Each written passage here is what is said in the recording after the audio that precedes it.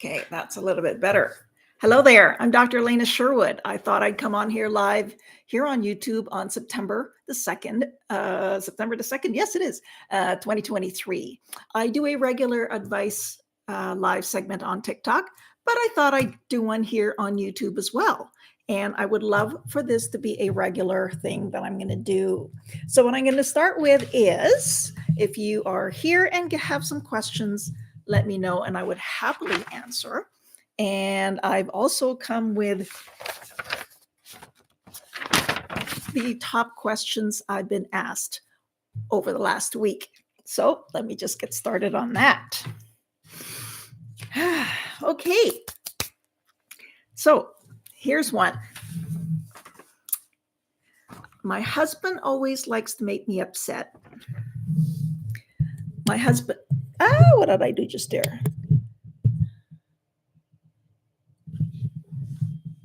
Got that one. Okay. There we go. My husband always likes to make me upset and I don't know why. What should I do? Well, the first thing you really just have to do is let him know how you feel. Now, I suspect you've already told him I don't like that, but some people need to be reminded and be told passionately. These are the words you can use. You need to stop that because that hurts me. Do you understand that when you do that, that hurts me? And I need you to stop it. Will you respect me enough and honor me enough to quit that? Some people think it's okay, and some people don't know that it's really getting to them. And so you really sometimes have to be firm with your words. Okay. All right. My next question is my ex left me, but wants to wait for me. When the right comes, is it worthwhile for me to wait for him? No. Anybody who comes and goes from a relationship as they please, oh, it's not a good time, oh, now, but not now, and any of that. No, because you need a sense of commitment and staying power in terms of what are you going to do when things get rough? And it sounds like it already is rough. So you need someone who sticks through the hard things and works them out with you. And so anybody who says, I'll come and go, no. A sense of commitment is an essential component of a healthy relationship. So without that, please don't wait. Oh my goodness, don't wait. Okay, next question. Okay, so is it wrong that my wife and I avoid conflict? Yes. In terms of the other issue I just talked about, you can see that if you're not dealing with the issues at hand, you're not getting anywhere. And so basically you're just cohabitating peacefully with the pretense of that underlayer of realness and truth telling is going to stay there. No, that's not healthy. And so it is not good. And I suggest you and your wife start getting busy learning. And basically, you just sort of start with saying, I think we need to talk. I think we have difficult things that we need to converse about. I think there's a few things that we've been avoiding and ignoring. And so, yes, definitely deal. It's scary, I know, but you can't because relationships do this all the time, and it's scary for all of us, by the way. Okay, next one. My friends abandoned me when I needed them. And because I got homeless, they no longer want to be my friends. Well, this is pretty self-explanatory, but I'll say this anyway. Any friend who abandons you because you are no longer serving them in the way that maybe they're used to is not a friend. So something about your situation has made them uncomfortable. Maybe they think, I don't know, maybe you're troubled and you're going to rub off on them and that this homelessness is contagious, or they just don't know how to deal and don't want to. That's not my definition of friendship, and I hope it isn't yours either. Okay. All right, next question is, so I'm getting mixed messages from my ex. He said this isn't the last time we're breaking up, and he also kept all our social media stuff up. What should I do? Okay, so we're back to the non commitment here issue, right? Anybody who's giving you a half message is a full message of no. Because in relationships, you're either all in or you're all out. Half is out. 80%, you need somebody. Oh my gosh, I think you might be getting tired of, of me saying this, but no, if there is a no halfway in there, no, no, no, no, no halfsies. No halfsies in relationships. It's either you're in or you're out. Mixed messages, get rid of them because that's inconsistent and unreliable. So I hope that helps you. Okay. Why do I always end relationships? Um, hmm. My sense is you are afraid of being abandoned or you're afraid of being hurt. People will do this, they will just automatically leave so they don't get left behind. Because maybe there's a part of them that's thinking it's just a matter of time before this ends and I will be left with a broken heart. Just so you know, all of us are afraid of pain from a broken heart. Nobody longs to be abandoned, but it happens. And so, just so you know, that fear is in everybody who gets involved in a relationship. So, my wish for you is that you confront that issue and that you start dealing with why is it that I am so afraid? What is it about my past? What is it about my own story that set me up to really be guarded? And that guardedness is going to keep you. It's going to keep a lot of people out, and it's going to keep you locked in a world by yourself. So I hope that helps.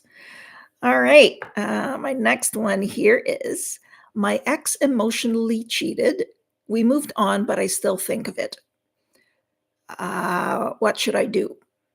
Okay. In my practice, there are two conditions to be met for a couple to move on from something like this.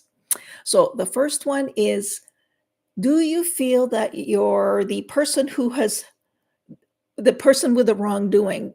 Do you feel that they are 100% remorseful for their actions? Like, can you look them in the eye and do you see that they're allowing themselves to feel the pain that you feel about this? Because if they're saying it's not really a big deal, let's move on, that's kind of dismissing your pain, right?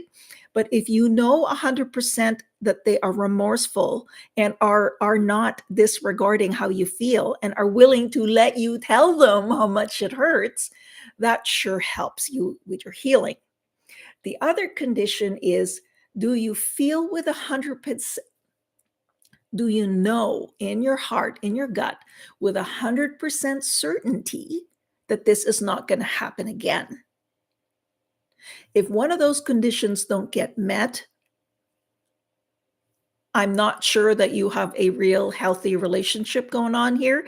And so I would caution you in your process forward. So maybe you haven't yet healed because you haven't reached those conditions and it's scaring you. And I have to say, you should be scared because I have a feeling you'll be set up for even more heartache. Oh, thank you for the likes. I appreciate that. If you have any questions, feel free to ask. I'm happy to do that as well. All right, next question. Okay, my boyfriend's friends find me socially awkward because I'm so different from them. They're in a science field, I'm in business. It's uncomfortable for me. What do I do? Okay, first of all, it's unfair for anybody to expect you to blend right into their crowd. It's not a very opening, warming thing to do, right? And so it could be that they're the socially awkward one and they just don't know what to do with you, who's kind of an outsider, which unfortunately happens because that's how people think, right? You're unfamiliar. I don't know what to do with you. I'll just ignore you. So Depends on how invested you are with your boyfriend and how much you like him. This would be my suggestion.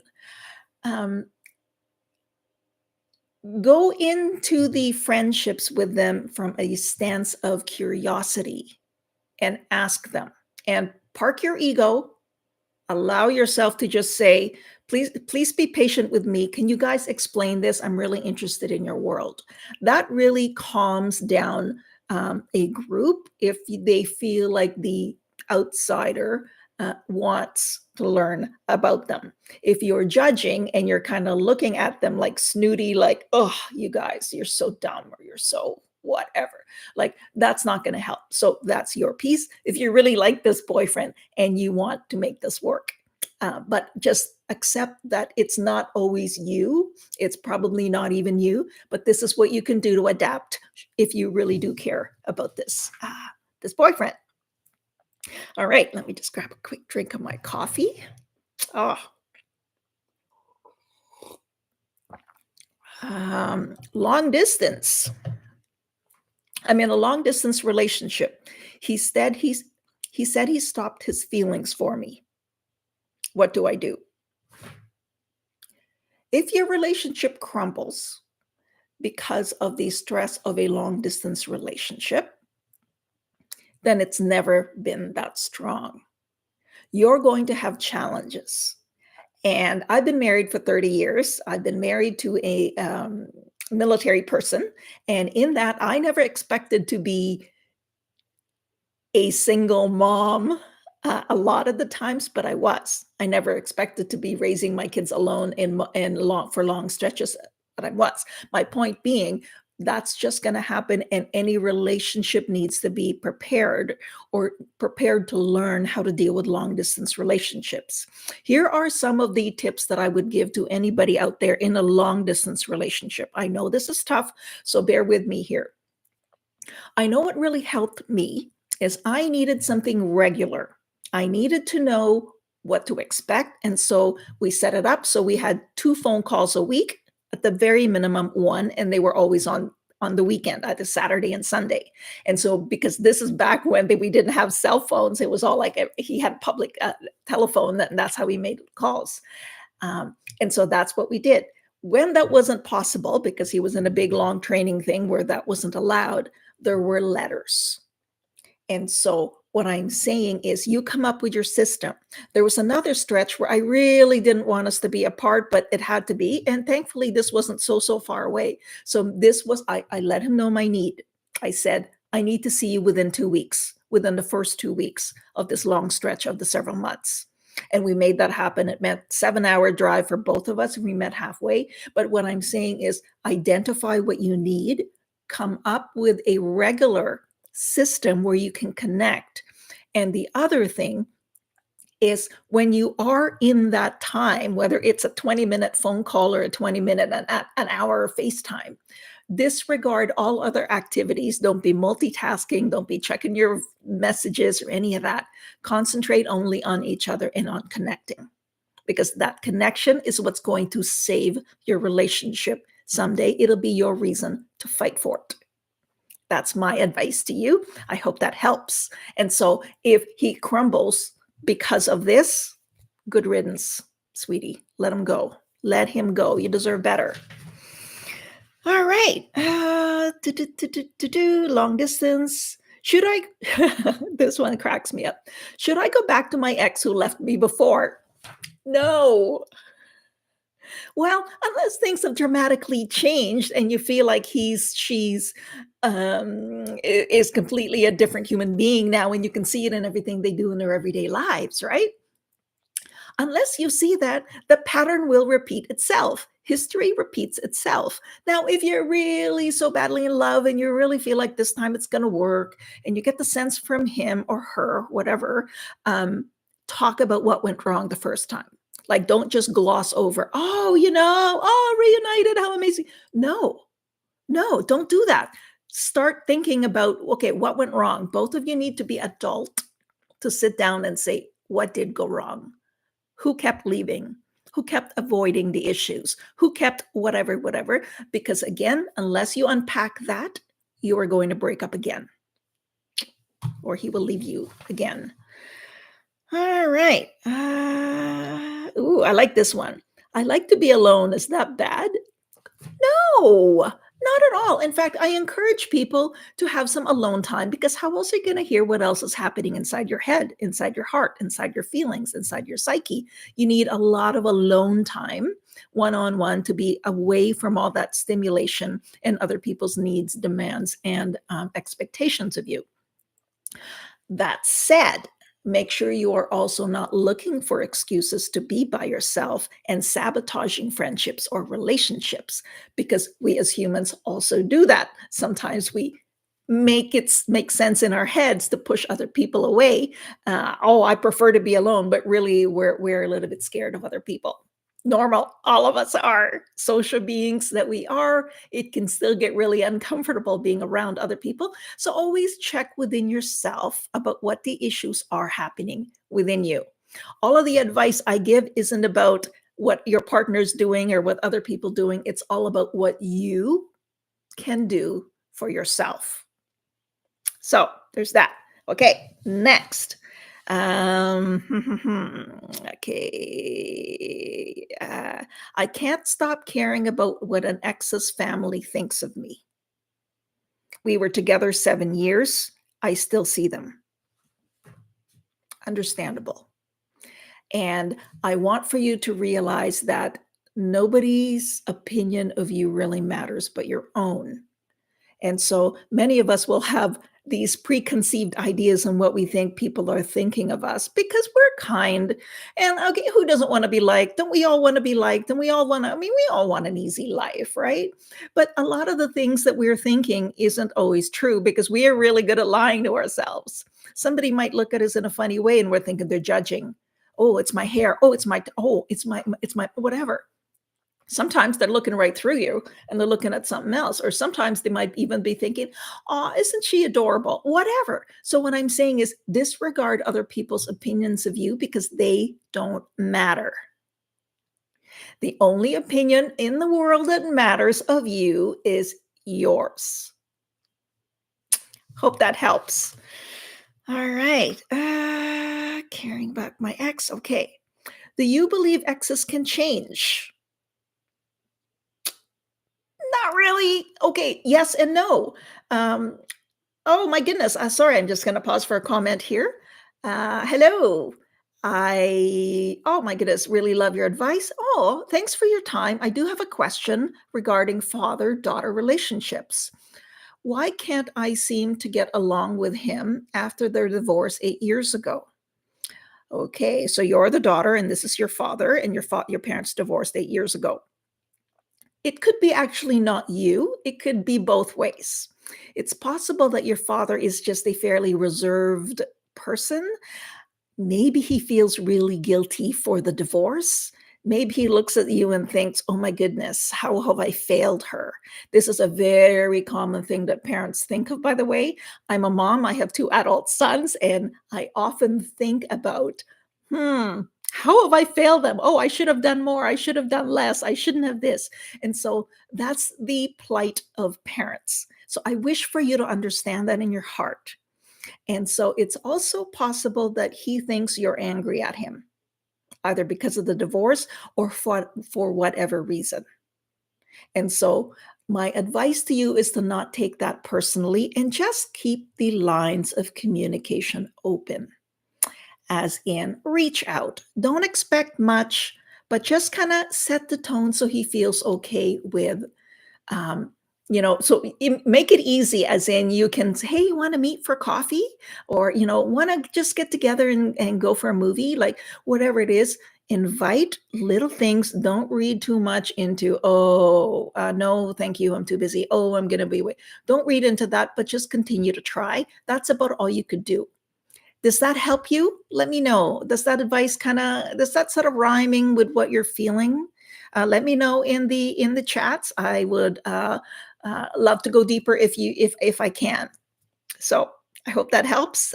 But if there's anybody else here with a question, please ask. That's what I'm here for. And let me know, Panky, if that helped. All right. Uh, okay, a second. Do you believe exes can change? I think I already said that. No, some things that could change, and you have to be really careful with exes because we can get drawn to them and think that they look really good, and we can lie to ourselves, and they could be lying to you, not because they mean to be deceitful, but because they want to believe it themselves that they are better. It's very easy for you both to fool yourselves. And the proof, as they say, the proof is always in the pudding. Look at the actions instead of the words. Are these behaviors really legit, genuine, and true and authentic? So yeah, be your own wise interior. Listen to your wise self because you know a lot better than you realize. Okay. Yes. Thank you so much. One step at a time. Thank you very much. You are most welcome. And I'm going to try and come live here more often. And I really appreciate that I have an audience today. Sometimes I'm pretty quick because life is busy, and so I'm just glad that I'm able to help. If I can even help one person, I will be pleased. And you've already made my day that you're here. So thank you. Again, ask some more, even if it's a question for somebody else, or whatever, because I do a lot of lives on TikTok just because the way it is now, I have a larger audience there. And I can't tell you how often people say, I'm so glad she asked that question. That was on my mind and I didn't even know. And I needed that answer and I didn't even know. So again, thank you. All right. Okay, here's somebody saying, I have not been interested in social life. Is that weird? No, no, some people prefer one-on-one relationships with friends. Some people are just very introverted and very quiet. Some people are extroverted, but with their own conditions. Stop judging. There's no need to judge yourself and what you're supposed to do, what you're supposed to be, and what you're not. Just be you, celebrate your awesomeness, enjoy your quiet time. But again, similar to the advice I gave earlier, make sure you're also not finding reasons to keep other people away, because we are generally social beings and we do like being around people who make us feel good and who we can make also feel good. We are intrinsically social beings, believe it or not. And here's the best part of it. You learn a lot more about yourself as you interact with other humans. When you react to something, you learn that you react to something that you wouldn't normally know if you were just by yourself. And so it's kind of like you don't know the strength and the capacity of a vehicle unless you actually drive it and run it and give it a good jaunt, right? So again, but that said, I love my alone time too. Okay. Next, my boyfriend's mom shifted how she feels about me since I decided I don't want kids. That's not all that unusual to be. Okay, again, I'm speaking as a parent here. It's not unusual for parents to want grandkids, and for parents to be hung up on their own needs instead of their children's.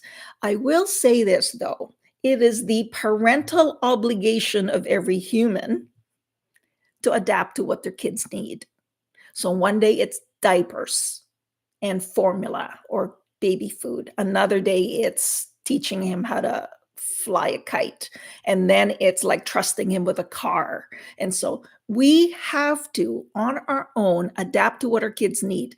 And so we don't get to judge who our kids decide to be with and who doesn't. And we certainly don't get to be mean to their partners. So we have to respect our children's choices. Now, we're not going to sit around and be, we see if we think they're harming themselves or in some kind of wrong way. Of course, it's also our job to do our parental role of advising and communicating to our kids, but that has its own place. And so we can't go around just willy-nilly deciding who we like and what we don't like when it comes to our kids' lives, because that will hurt your child. It'll hurt your parent, adult child relationship. And so be kind, be gentle if you're the parent. And if you are the daughter-in-law or girlfriend-in-law, take that you take your in-laws with a grain of salt. They're just doing their thing. Give them some time, and you don't actually have to like them. You just have to treat them with some semblance of respect the way you expect that back. And that's okay, because how many in-laws are troublesome? I mean, how many people have in-law troubles? And I suspect I will too, as my kids develop their own families, and I'm prepared for that. And so I have to keep myself in check, that I don't do the horrible things that many in-law parents do. Okay, that is the end of my questions. I am happy to entertain some more. What's the most common one? The one most common that I do get is on breakups, emotional cheating, and the long distance relationships for sure. Another one I'm going to address while I'm here is the emotionally closed off partner. I get this one a lot. My husband or my wife is emotionally, or my partner or my boyfriend is emotionally closed off. They're not emotionally intelligent or emotionally aware. What do I do? So here's my advice to that. Don't be condescending and say, why can't you be as emotionally intelligent and evolved as I am? No, that's unkind. So instead, just respect them and honor that and help them along. I do have a couple of videos here. One is on, are you considered emotionally closed off? And the other one is something like, is your partner emotionally closed off? So the interesting part is when we look at relationships and the research, none of it said your partner has to be emotionally open and expressive. Let me backtrack that. If they love you and you know when they love you and you love them back, and if they are committed to you and that is reflective in their actions, and they respect you and value you as a human, the rest can be worked on. So I suggest if your partner is such a person who needs some help, then help him. Maybe for the time being, you can introduce him to some emotion words by kind of looking at him. You can kind of joke about them and say, are you angry? Oh, I think you're frustrated. Are you worried? Like, help me. I'm trying to read your feeling. And maybe you can make a joke out of it, and maybe he'll say, leave me alone. But help him along. And it's okay for you to feed him from information to say, I think you're angry. Have I got it right? And so don't expect too much from your partners, you guys. When you think about it, we expect so much, right? And so don't just kind of help it along. But there is a lot of books on this, but don't put so much pressure on them to be more like you, because that's just not fair. Just any more than I wouldn't like somebody telling me, hey, Elena, why don't you be less emotionally expressive and show less feeling?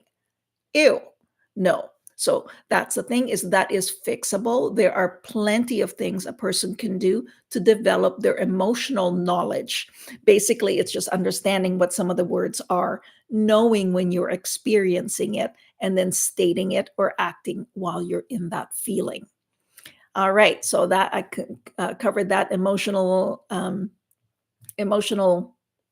intelligence. And I think, unless there's any other questions today, feel free to send me an email. It's all there on my in my link. It's basically my first and last name, Elena Sherwood 1 at gmail.com, or comment on any one of my videos already uploaded, and I will happily put your question in for my next week's live. I'll have to figure out a better schedule to do this, but I sure enjoy doing live advice. And so if you do enjoy what you're hearing today, please make sure you like and subscribe, share this information with anybody. And aside from that, I thank you for keeping me company. I thank you for your very vulnerable question. And I'm honored that you spent some time with me here. So until the next time, again, thank you.